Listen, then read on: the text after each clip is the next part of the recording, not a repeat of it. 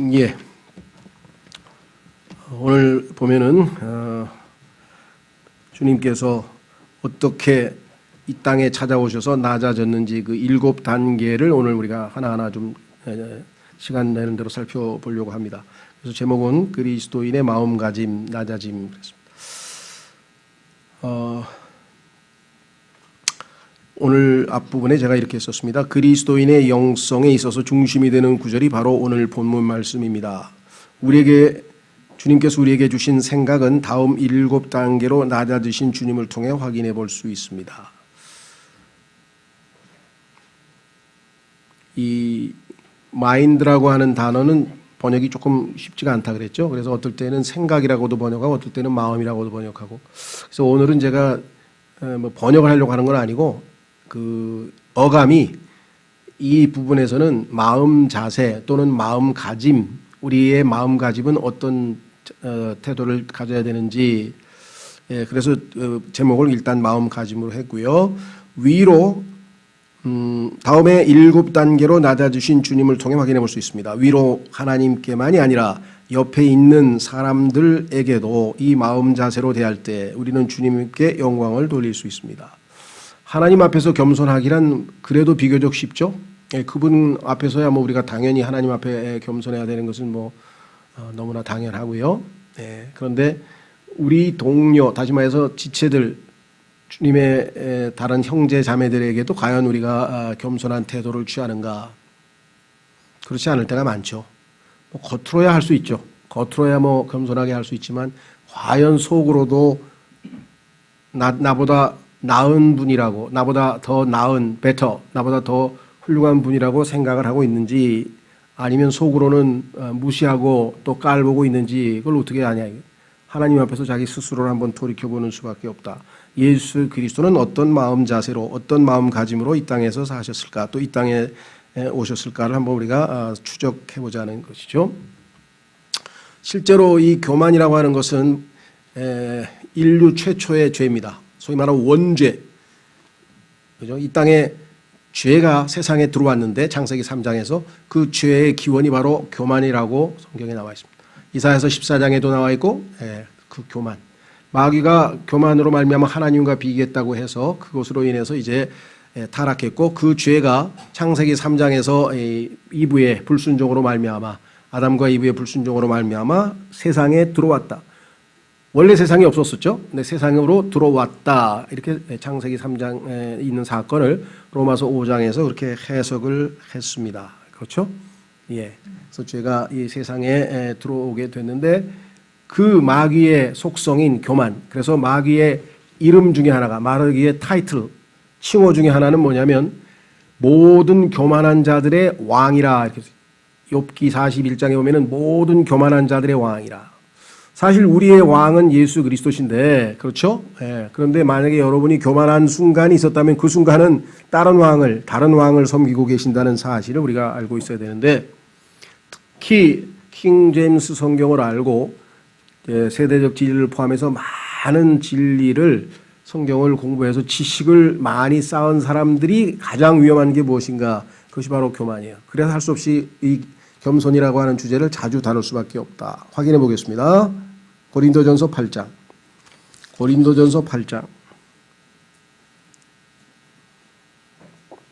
저희 교회에 오신 몇몇 분들이 이 교회는 제가 못 다니겠어요. 그리고 나가신 분들 중에 저한테 고백하는 게 뭐냐면, 여기 있는 사람들이 너무 성경 지식이 많아서 뭔 얘기를 하려고 그러면 그냥 성경을 착착착착 인용하면서 답을 하는데, 그게 겸손하게 사역이 돼서 자기에게 도움이 되고 유익이 되면 좋겠는데, 자기의 그 영적 열등감 때문에 이 분들하고는 교제하기가 내가 너무 부담스럽다.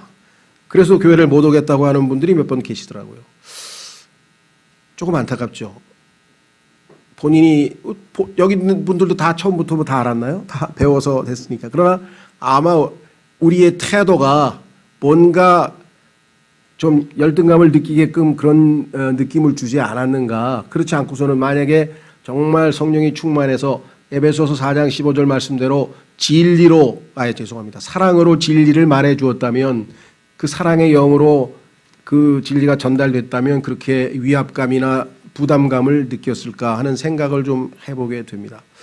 그래서 좀 씁쓸했어요. 아, 저 형제 저 우리 교회 와서 좀 잘 성장했으면 좋겠다. 그런데 그 얘기를 하면서 겁나서 못 다니겠어요. 겁나서 못 다니. 얼핏 보면 성도들이 성경을 많이 알아서 좋은 것 같기도 하지만 굉장히 좀 씁쓸하더라는 거죠. 예. 자, 고린도전서 8장으로 가보시면 1절. 고린도전서 8장 1절. 이제 우상들에게 바친 것들에 관하여는 우리가 다 지식이 있는 줄로 아나니 지식은 우쭐되게 하나 사랑은 세워주느니라. 그렇습니다. 예. 우리가 성경 지식이 쌓이면 우쭐될 수밖에 없어요. 우리만 그런 게 아니라 사도 바울도 그럴까 봐 하나님께서 그에게 미리 예방주사를 놓아주셨다라고 성경에 써 있네요. 한번 확인해 보겠습니다. 예방주사란 말은 성경에 안 나옵니다. 비유적으로 얘기들이 아무리 찾아봐도 예방주사란 말 성경에 안 나오던데요. 또 그런 분들이 얘기해요. 이건 이제 비유적으로. 자, 고린도 후서로 가보겠습니다. 고린도 후서로 가면 사도 바울이 너무나 많은 계시를 하나님으로부터 받아서 타의 추종을 불허하니까 하나님께서 요거 교만해지겠구나 싶어서 자만해지지 말라고 예방적 차원의 조치를 취해 놓으셨다. 이렇게 성경에 써 있습니다. 역사적으로 보면 하나님 앞에 정말 크게 쓰임 받은 사람들은 그런 방식의 예방 주사들이 있었어요. 워치만니 같은 사람도 폐결핵으로 거의 다 죽다 살아난 다음에 이제 영에 속한 사람이란 책을 쓰기도 하고 했는데요. 하여간 어떤 방식으로든지. 자, 고린도후서 12장에 보면은 이렇게 얘기를 했습니다. 7절에 고린도후서 12장 7절.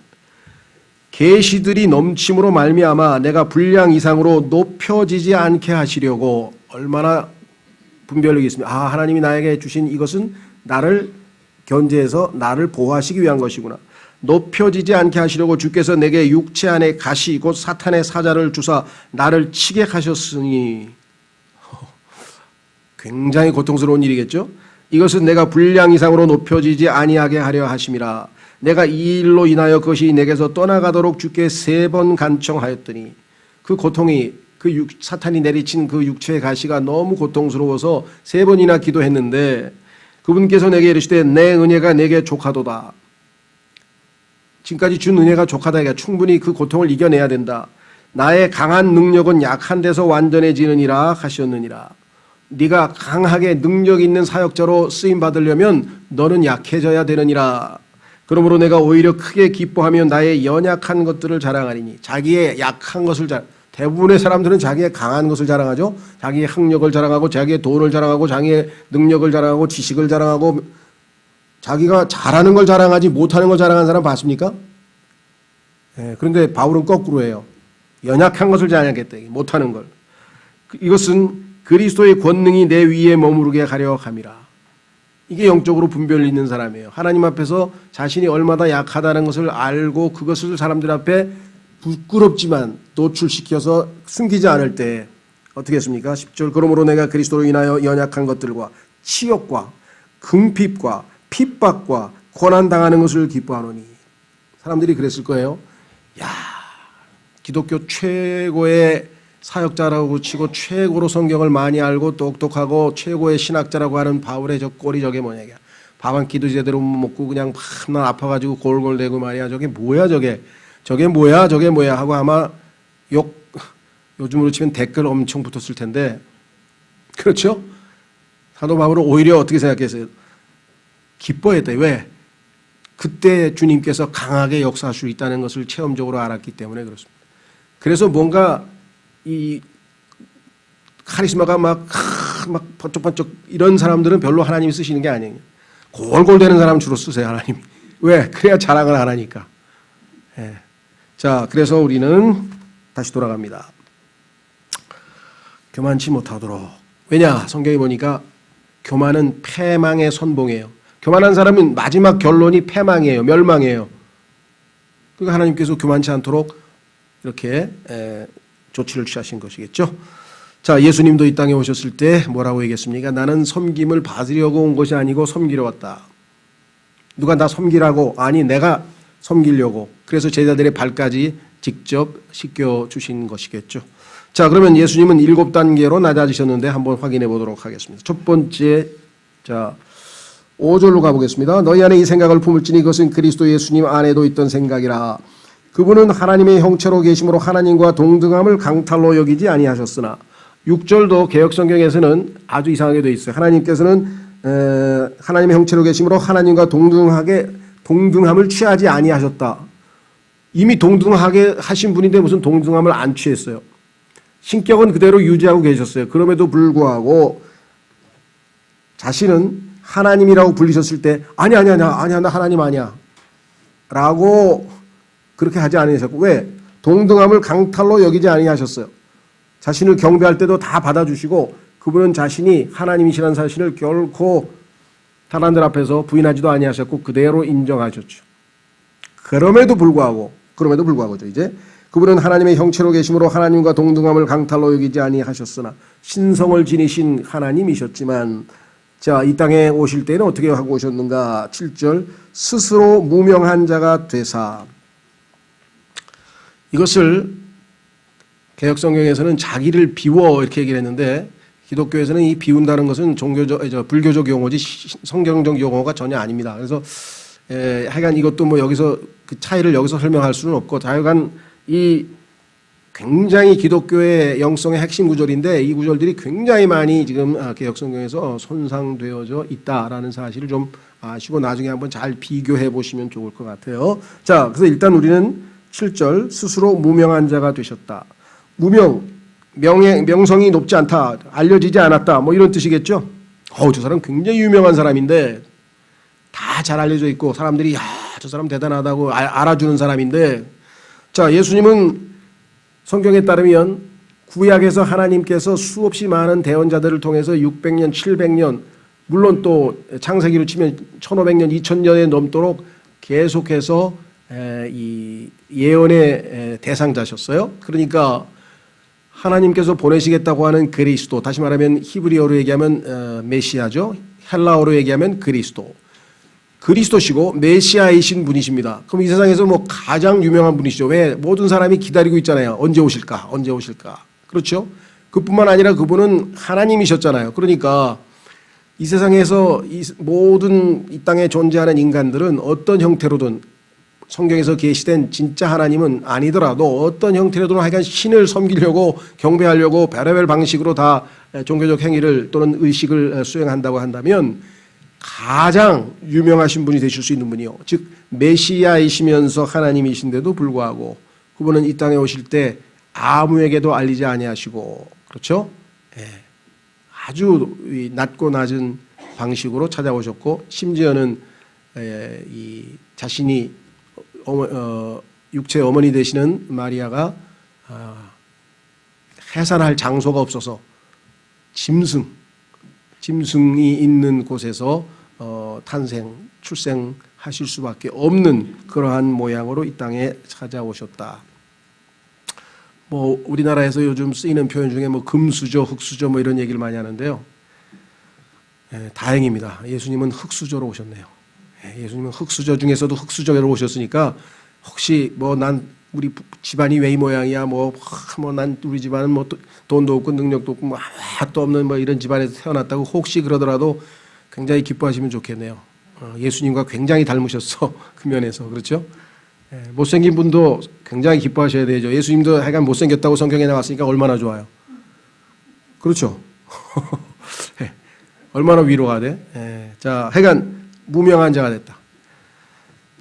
나 죽어봐야 뭐 나 찾아온 사람 한 10명도 안 될 거야. 뭐 여러분 어떠세요? 여러분이 아무리 무명해도 예수님처럼 무명할 수가 있을까? 그렇죠? 예수 그리스도 출생했는데 목자하고 그다음에 물론 나중에 동방에서 현인들이 왔습니다만은, 자, 그래서 예수님은 무명한 자로 택했다. 하여간 이 세상에서 제일 불쌍한 게 자기 좀 알아달라고 하는 건데요. 그게 인간에게 있는 가장 또 욕심 중에 하나죠. 육신의 정욕과 안목의 정욕. 이것을 어느 정도 그래도 극복을 하더라도 맨 마지막에 이 생의 자랑, the pride of this life. 그래가지고 그 소위 말하면 댓글에다가 그 좀 뭐 소리 좀 들으면 괴로워하고, 또 자기가 잊혀지면 그냥 또 막 그 무명 시절에 대해서, 그렇죠? 요즘에 보니까 무슨 트로트 가수 중에 무명 시절에 뭐 9년이었니 10년이었니 그러다가 드디어 떴다 뭐 이런 사람들 많이 있더라고요. 요즘 보니까. 예. 그래도 무명 시절을 중간에 어떻게든 자기가 잘 견딘 모양인데, 자, 예수 그리스도 무명한 자가 왔다. 유명해지려고 하지 마세요. 유명해지려고 하지 마세요. 그거 쓸데없는 일이고요. 예수님처럼 차라리 무명해지려고 하는 게 더 낫겠죠. 예. 자, 두 번째, 종의 형체를 취하셨다. 예수 그리스도의 타이틀 중에 하나가 The Lord of Lords. 주들 중에 주라. 온 우주의 주인이세요. 주인장님, 온 우주의 최고 주인이신데 이분이 종의 형체를 입고 이 땅에 찾아오셨다는 거예요. 그래서 하나님께서는 마가복음이라고 하는 책 하나를 종이신 예수 그리스도를 묘사하기 위해서 썼어요. 마가복음은 특징이 뭐냐면 예수님이 종이라고 하는 것을 보여주기 위한 것입니다. 그래서 마가복음의 특징은 동사가 많아요. 말이 별로 없어. 예수님이 하신 말이 별로 없어. 계속 몸으로 움직이는 거예요. 여러분 아시죠? 예, 종은 몸으로 때우는 거죠. 뭘 할 말이 있어요. 주인이 뭐라 그러면 뭐예요? 즉시로. 그래서 마가복음에 자주 등장하는 단어가 straightway, 즉시로. 뭐라고 하면 즉시로 행하셨다. 즉시로. 그렇죠. 이 즉시로란 표현이 얼마나 자주 나오는지 몰라요. 더더군다나 당연히 종에는 족보가 없죠. 예수님의 족보는 마가복음에는 당연히 안 나오고요. 그리고 말씀이 한 게 없고 행위로만 했기 때문에 짧아요. 기록이. 그래서 16장밖에 안 돼요.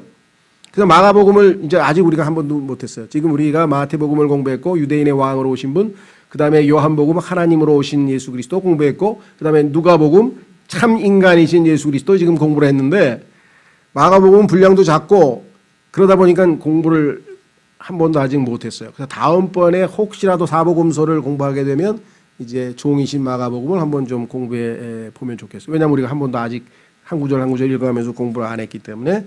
자, 그래서 종의 형체로 오셨다. 섬기러 오셨다. 아까 분명하게 말씀하셨죠? 예. 주인이 스스로 종의 형체를 취하고 이곳에 오셨다. 세 번째. 사람들의 모습이 되셨습니다. 그게 무슨 소리입니까? 그분은 영광 가운데 거하고 계시던, 영원 가운데 거하고 계시던 하나님이셨잖아요. 그러면 그분이 이 육체를 취하고 인간으로 오신다고 하는 것은 상당히 자신을 낮추신 거죠. 네. 자, 여기서 두 가지가 나오는데요. 사람들의 모습이 되셨다는 모양하고, 그 다음에 4절에 보면은 사람들의 모양으로 나타나셨다. 이게 조금 쉽지가 않아요. 창세기 1장으로 가보면은 비슷한 표현이 있습니다. 한번 확인해 보겠습니다.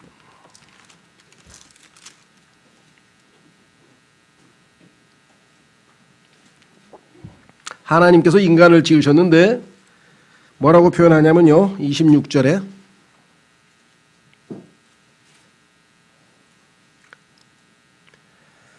하나님께서 이르시되 우리가 우리의 형상으로 우리의 모양에 따라. 그래서 지금 이미지하고 라이크니스라고 하는 두 가지가 나와 있는데, 그렇죠.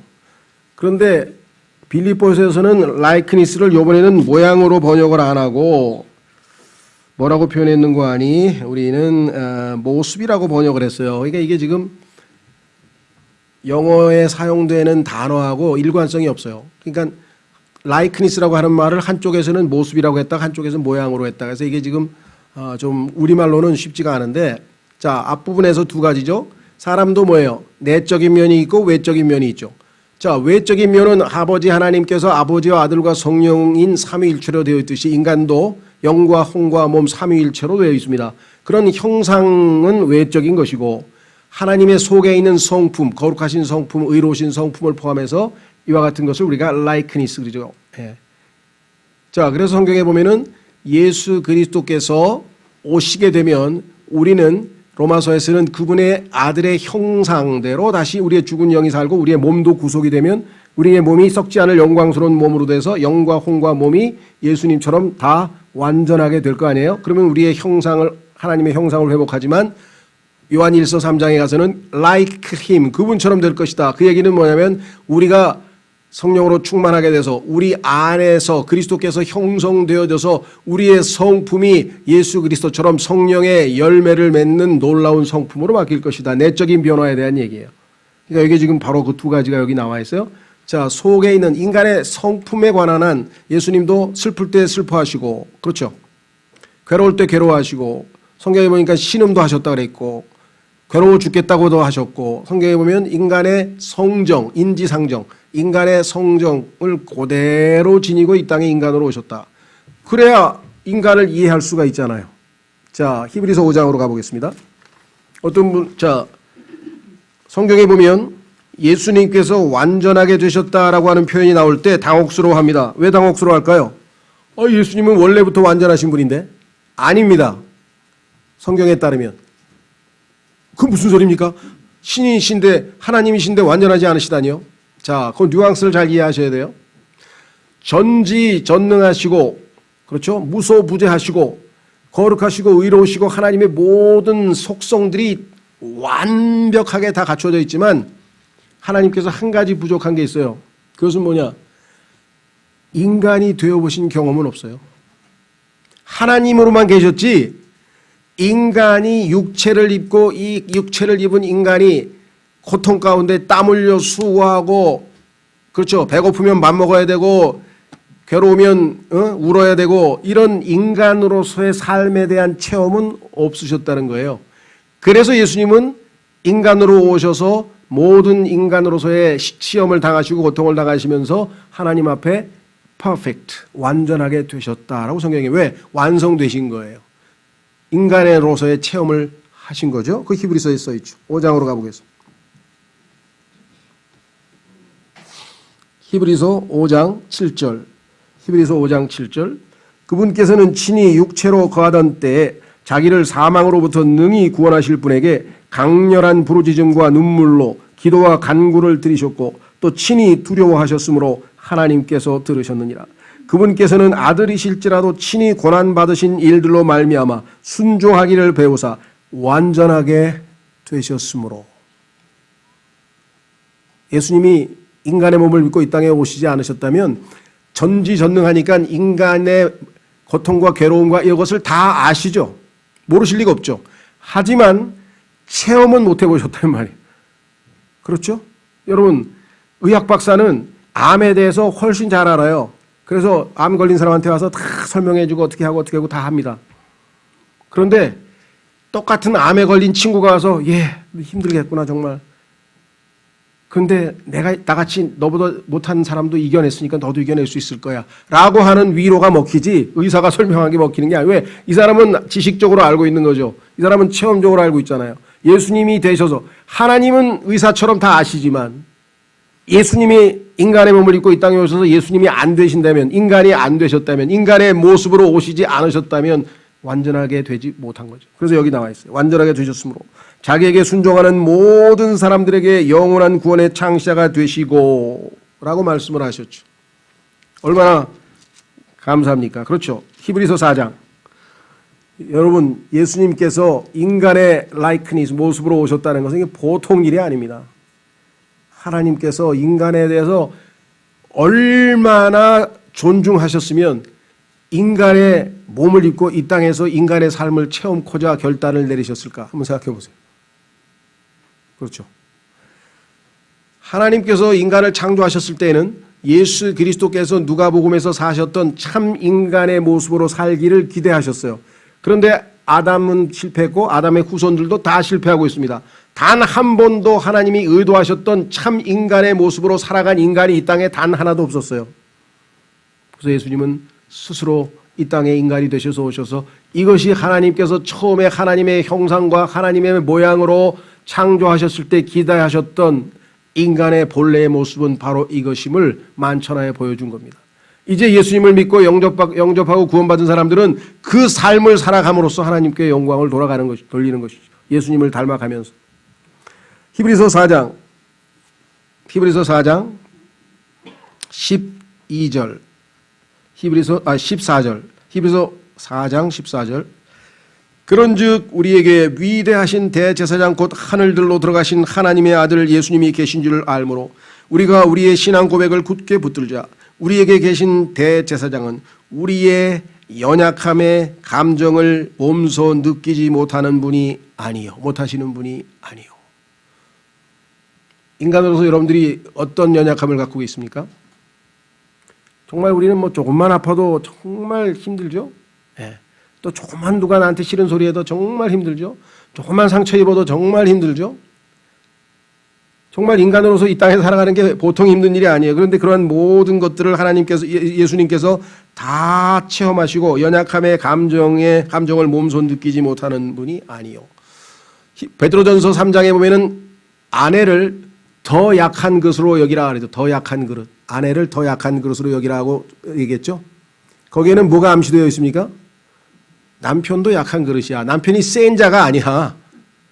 그래서 이 강자와 약자라고 하는 책을 쓴 그 유명한 스위스 내과 의사 이름도 잊어버렸네. 하여간 볼트루니에라고 하네. 볼트루니에라고 하는 분이 쓴 책에 보면 강자와 약자 썼는데 강자는 없다는 게 결론이에요. 약자와 더 약자. 남자와 여자는 남자는 약자, 약한 자, weak, weaker 두 가지밖에 없어요. 지난번에도 말씀드렸죠. 그 유명한 모르겠어요. 여러분들은 문학을 안 하시는 분들은 모르지만 문학 하시는 분은 그 유명한 셰익스피어의 약한 자여 그대 이름은 여자이니라.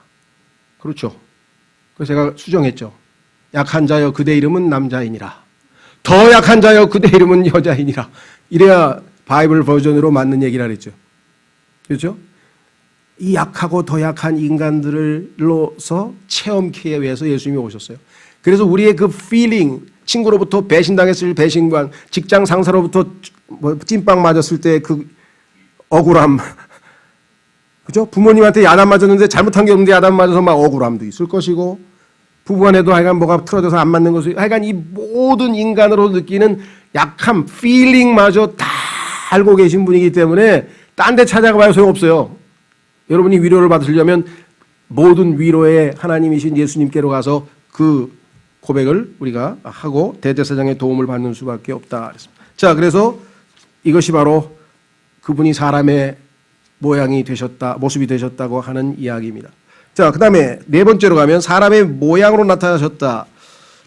로마서 3장으로 가보겠습니다. 로마서 3장. 이거는 외적인 모습인데요.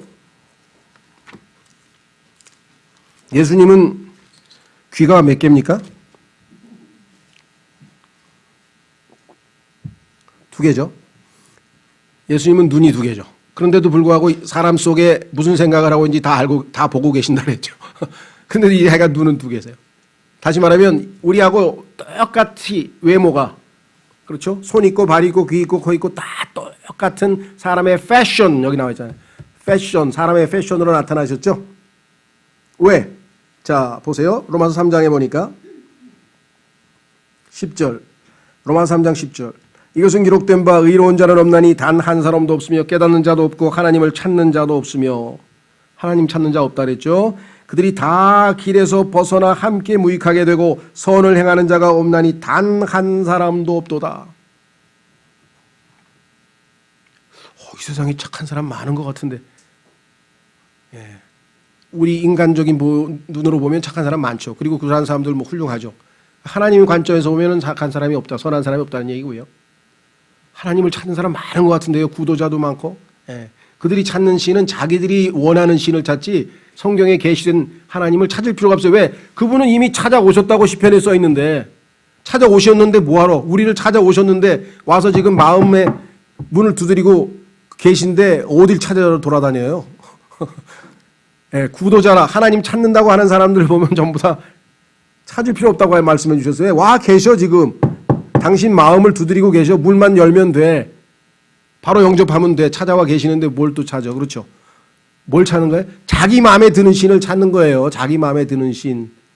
성경에 계시된 참 하나님이신 예수님을 찾아야죠. 자, 그래서 여기 뭐라고 써있나 보세요. 그들이 다 길에서 벗어나 함께 무익하게 되고 선을 행하는 자가 없나니 단 한 사람도 없도다. 그들의 목구멍서부터 잘 주시하십시오. 목구멍은 열린 돌무덤이라. 그들이 자기 혀로 2번째 속임수를 쓰고 그들의 입술 밑에는 독사의 독이 있고 입술이 있고, 그 다음에 4번째 그들의 입은 저주와 쓴 것으로 가득하며. 인간이 죄인인 것을 증명하는데 목구멍, 혀, 입술, 입, 하여간 이 발성기관에 있는 것만 4개를 다 언급하셨어. 왜 그럴까요? 인간의 죄들의 90%는 다 여기서부터 시작이 돼요. 그렇죠. 자, 그래서 나중에 너희가 무슨 쓸데없는 말을 했든지 다 그 말들에 대해서 심판을 받는다고 하신 얘기가 바로 이게. 왜? 너무나 말로 죄를 짓기 때문에. 그렇죠. 댓글도 다 말에 해당되는 겁니다. 그 댓글. 그 댓글 된 사람 지금 아주 신나서 댓글 달고 있는데요. 다 심판받아요. 지금 하늘나라에 다 기록돼 있어요. 뭔 댓글 달았는지 다 기록돼 있다고. 여기서야 익명이니까 제멋대로 달죠. 하나님은 어떻게 속이겠어요? 하나님은 어떻게 속이겠냐. 댓글 단 사람 중에서 그 글로 사람 많이 죽였을 거야 아마. 그렇죠. 유명한 영예인 나 그거 보고 나 자살했다 그러면 이제 어떡할 거야 이제. 자, 그 다음에 뭐 했습니까? 발. 그들의 발은 피 흘리는데 빠름으로. 요즘에도 아주 뭐 하여간 이 살인 강도 뭐 하여간 이 사건들이 뭐 셀 수 없습니다. 파멸과 고통이 그들의 길에 있었고 그들의 평화의 길을 알지 못하였고 그들의 눈앞에는 하나님을 두려움이 없느니라 함과 같으니라. 눈. 인간이 처음으로 죄를 지은 것이 눈 때문에 지었죠. 보지 말아야 될 것을 봤어. 볼 필요가 없었죠. 하나님이 먹지 말라는데 왜 봐요 그걸. 어머니가 손대지 말라 그랬는데 왜 그걸 자꾸 들여다봐요. 왜 끄집어가지고 뭔가 궁금해가지고 들여다보고 있어요. 왜. 처음에 뭐예요. 죄는 눈으로 시작이 됐어요. 자, 그래서 예수님도 눈이 있고 귀가 있고 발이 있고 다 있습니다. 왜? 인간이 눈으로 지은 죄는 예수님의 눈에 심판이 가해져야 되고 우리가 손으로 지은 죄는 예수님의 손에 심판이 가해져야 되고 인간이 지은 모든 죄들을 예수님께서 감당하시려면 예수님도 인간과 똑같은 패션으로 오셔서 모든 죄들을 다 받으셔야 돼요. 왜? 구약의 하나님께서 눈에는 눈, 이에는 이. 하나님은 정확하게 거기에 대해서 다 1대1로 대응하셔서 심판하셔야 됩니다. 예수님은 여러분과 저의 모든 손, 발, 귀, 눈, 우리의 모든 지체들로 지은 죄들을 감당하시기 위해서 인간의 모양으로 인간의 형태를 하고 오실 수밖에 없었다. 이렇게 한번 생각해 보신 적 있으십니까? 예. 십자가에서 예수님의 모든 인류의 죄가 다 예수님의 위에 얹어져 있다 그랬어요. 그래서 하나님께서는 예수님을 보실 때 더 이상 뭐로 보셨어요? 고린도후서에서 예수님이 죄가 되셨다. 예수님 자체가 죄가 되셨다 그랬어요. 그래서 예수님을 심판한 게 아니라 하나님은 죄를 심판하셨다고 성경에 써 있습니다. 그렇죠? 내가 손으로 지은 죄 예수님의 손이 심판을 받았어요. 내가 입으로 지은 죄 예수님의 입이 심판을 받았어요. 내가 눈으로 지은 죄 예수님의 눈이 심판을 받으신 거예요. 예수님께서 그냥 인간이 되신 것이 아니에요. 그 심판을 다 철저하게 감당하기 위해서 오신 것이다. 자, 다섯 번째, 자기를 낮추셨습니다. 겸손하게 낮추셨는데 그 겸손함의 모습은 요한복음 13장의 제자들을 발을 씻기시는 장면에서 입증이 됐죠. 예, 그뿐만 아니라 이 땅에서 계속해서 자신이 얼마나 자기를 낮추셨는가. 높이신 게 아니라 낮추셨어요. 어딜 가든지 섬기는 자로서 계셨지 섬김을 받는 자로 계시지를 않으셨음을 우리는 잘 알고 있습니다. 그렇죠? 그런데 낮추고 어디까지 낮추었을까요? 죽기까지 순종하셨다라고 8절에 써 있네요. 오늘 빌립보서 2장 8절에 죽기까지. 생명을 내어 주기까지. 그렇죠? 자, 여러분과 제가 이 땅에서 가야 할 길은 바로 예수 그리스도께서 지고 가신 바로 이 길입니다. 십자가의 길이죠. 자신의 생명을 내어주면서까지 다른 사람들을 섬기는 것이에요. 그래서 형제를 사랑할 때 자기의 생명을 내어주는 것이 진정한 사랑이라 그랬죠. 자, 요한일서 3장으로 가보겠습니다. 요한일서 3장.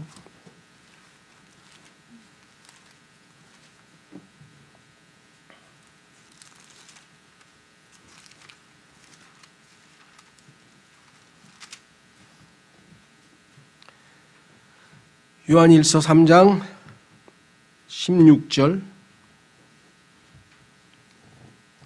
하나님께서 우리를 위해 자신의 생명을 내놓으셨으므로. 여러분들, 우리를 위해서 생명을 내주신 분이 누구예요? 예수님. 그런데 여기는 왜 하나님께서 그랬어요? 예수님이 하나님이시니까. 하나님께서 우리를 위해 자신의 생명을 내놓으셨으므로 이로써 우리가 그분의 사랑을 깨닫나니. 생명을 내놓을 때 진정한 사랑이죠. 우리가 형제들을 위해 우리의 생명을 내놓는 것이 마땅하니라. 그러나 누가 이 세상에 좋은 것을 가지고 있으면서 자기 형제가 궁핍한 것을 보고도 동정하는 마음을 닫아 그를 피하면 어찌 하나님의 사랑이 그 속에 거하겠느냐. 나의 어린 자녀들아, 우리가 말과 혀로만 사랑하지 말고 오직 행함과 진실함으로 하자. 예수님처럼 자신의 생명을 내어주기까지 자신을 낮추고 섬기는 자세가 진정한 그리스도인의 삶이다. 바울도 그 길을 갔고 베드로도 그 길을 갔죠. 물론 우리가 이 땅에서 이 우리의 육체적인 목숨을 거두기 위해서 그럴 경우가 지금 현재로서는 뭐 가능성이 별로 없죠. 우리가 약하죠. 모르겠어요. 이제 뭐 이 성경적 예언에 따라 말세의 마지막 때에 마지막 날들의 위험한 때가 온다 그랬으니까 정말 어느 정도의 위험한 때가 또 뒤에 닥칠지는 우리가 잘 모르지만 지금까지는 그와 같은 정도의 위협을 우리가 어렵지는 않습니다. 그런데도 불구하고 우리는 정말 아주 일만의 작은 희생마저도 별로 안 하려고 그러는데 생명을 내놓기는커녕 그렇죠? 네. 우리 자세가 어떤 자세인지 한번 생각해 보세요. 나는 형제들을 섬기기 위해서 예수님이 나를 섬기러 오신 것처럼 섬기기 위해서 존재한다고 하는 것인데 죽기까지 예수님은 순종하셨다. 자, 마지막으로 이 죽음은 어느 정도의 어떤 종류의 죽음이었을까? 십자가의 죽음이라고 했네요. 십자가의 죽음. 십자가는 이 세상에서 겪는 행해지는 모든 사형 수단 중에서 가장 극형이고 가장 고통스러운 형이라고 합니다. 십자가에서의 죽음은 단숨에 이루어지는 게 아니라 모든 이 사람 안에 있는 모든 그 체액이라 그러죠. 체액이 다 빠져나가면서 탈수 현상이 일어나면서 하여간 그 의학적으로 이 십자가의 형상에서 유발되는 그 고통은 아주 인간으로서는 극악이라 그래. 최악이라고 해서 중간에 어떻게 합니까? 빨리 가서 너무 고통스러우니까 빨리 가서 죽이기 위해서 일단 마취제로 식초를 줘서 마취를 시키고 그 다음에 가서 뼈를 꺾죠. 왜? 빨리 죽으라고. 너무 고통스러우니까 빨리 죽으라. 일반적으로 뼈를 꺾는데 예수님은 얼마나 고통스러우셨는지 식초 안 받으셨고요. 그렇죠? 그 다음에 뼈를 꺾으러 갔더니 이미 벌써 죽으셨다고 성경에서 말씀을 했죠. 그 예수 그리스도의 그 극한 상황에서의 겪는 고통이나 이런 것들은 뭐 영화에도 나오고 특히 그 패션 오브 크라이스트라는 데서는 아주 좀 극단적으로 묘사를 많이 한 것 같은데 그것 뭐 실제보다 뭐 결코 저기 한 게 아닙니다. 자, 그만큼 아주 고통을 당했습니다. 인간으로서는 제일 고통스러운 게 산고라고 하죠. 산고. 아이 낳을 때 겪는 고통인데 그렇죠. 근데 예수님은 그보다도 더 고통스러운 우리 십자가의 고통을 당하셨다. 자, 그 다음에 이제 중요한 거는 십자가에서는 단순히 고통만 있는 게 아니에요. 십자가는 뭐가 있습니까? 수치가 있습니다. 십자가에서 예수님께서 달리실 때에는 naked, 벌거벗고 달리셨어요. 이 세상에서 우리가 배고파도 굶어도 한 일주일 또 많이 사는 사람은 열흘 이상도 살죠. 이제 아예 40일 금식하는 사람도 있고 그런데 벌거벗고는 못 살겠죠. 그렇죠. 물론 이제 정상이 아닌 사람들은 그거 빼고 그렇죠. 자기의 노출증 환자라든가 이런 사람들은 바바리맨 이런 사람 빼고 정상적인 사람은 벌거벗고는 못 삽니다. 특히 유대인들의 문화라고 하는 것은 벌거벗음에 대해서 창세기부터 얼마나 하나님께서 벌거벗음이 하나님 앞에 수치스러운 것을 아주 귀에 못이 박히도록 들었던 사람인데 유대인 남자로서 완전히 벌거벗고 십자가 앞에서 만천하에 올라섰다는 얘기는 이건 극도의 수치를 느끼는 거죠. 예수님이 우리를 위해서 그렇게 극도의 수치심과 망신을 당하고 모욕을 당했는데 여러분과 저는 예수님 때문에 누가 예수 믿는다고 빈정거리기만 해도 아이고 창피해. 밥 먹을 때도 창피해. 그냥 조용히 기도하고. 예수님 때문에 어떤 수치를 우리가 당해봤는지 모르지만 모르겠어요. 예수 그리스도께서 당하신 수치.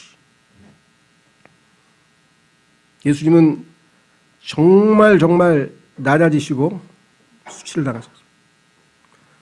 인간 우리 사람들 중에서 제일 겪기 힘든 게 아마 이 수치심인 것 같아요. 창피. 그래서 어떻게 해요? 일단 잡히면 어떻게 돼요? 잡히면 잠바부터 뒤집어 쓰죠. 이번에도 조수빈이 그냥 안 보여주려고 그랬는데 국가에서 하도 못된 짓을 했기 때문에 신상 공개한다 그래가지고 공개를 해가지고 얼마나 수치스럽겠어요. 그렇죠? 우리 속으로 모르겠어요. 양심이 완전히 마비됐으면 뭐 자랑스러웠겠지. 아, 내가 이런 사람이야. 근데 정상적인 사람이었으면 얼마나 수치스러웠을까 한번 좀 생각해 보십시오. 그렇죠? 네, 최순실도 이렇게 다 잘못한 거 가리기 위해서 하는 것이 인간의 모습이라고 한다면 모멸감. 그래서 그걸 못 견뎌서 막 자살하는 사람도 있잖아요. 자기가 모멸. 예수님은 우리를 대신해서 겪는 모멸감. 자, 성경에 보니까 유대인들이 가장 소중히 여겨준 것 중에 하나가 수염인데 예수님 수염이 뽑혔어요. 따귀도 맞았어요. 침도 뱉음을 받았어요. 그리고 벌거벗고 섰어요. 이 모든 걸 다 뭐예요? 여러분과 저를 사랑하기 때문에 다 감당하신 거거든요. 여러분이 다른 사람을 사랑한다면 다른 사람 때문에 그러한 것도 감당을 해야 그게 진정한 의미에서의 사랑이라 이 말이에요. 그것이 예수님이 가신 길이라.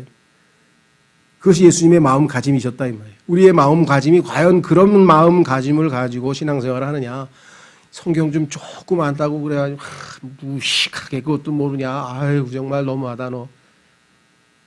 그러고 계시나요? 어떠세요? 여러분과 저의 마음가짐이 예수님과 같은 그런 마음가짐인가? 자, 한 구절 찾고 마치겠습니다. 히브리서 13장. 여러분과 제가 취해야 될 태도는 무엇인가? 예수님께서 가신 그 길을 우리도 따라가는 겁니다. 그래야 크리스찬이잖아요. 예수님의 사람들.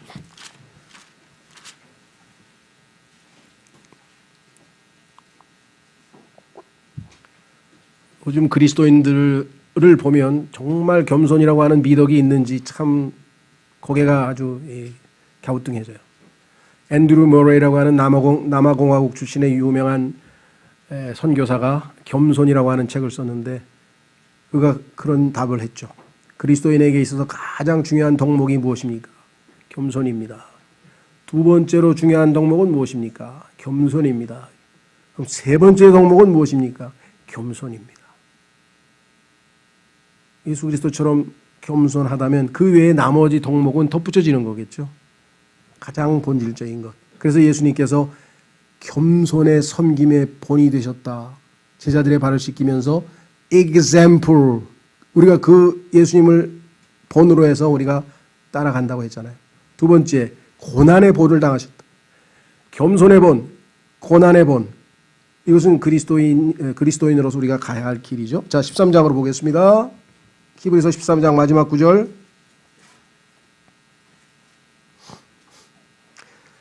12절, 13장 12절, 히브리서 13장 12절. 그러므로 예수님께서도 친히 자신의 피로 백성을 거룩히 구별하시려고 성문 밖에서 고난을 당하셨느니라. 성문 안이 아니고 성문 밖에서 저 구석진 데서. 그런즉 우리가 그분의 치욕을 짊어지고 진영 밖에 계신 그분께로 나아가자. 우리는 이 사회에서 유명해지고 주목받고 뭐 스타가 되고 막 떠오르고 뭐 대단해지고 이거하고는 상관없는 겁니다.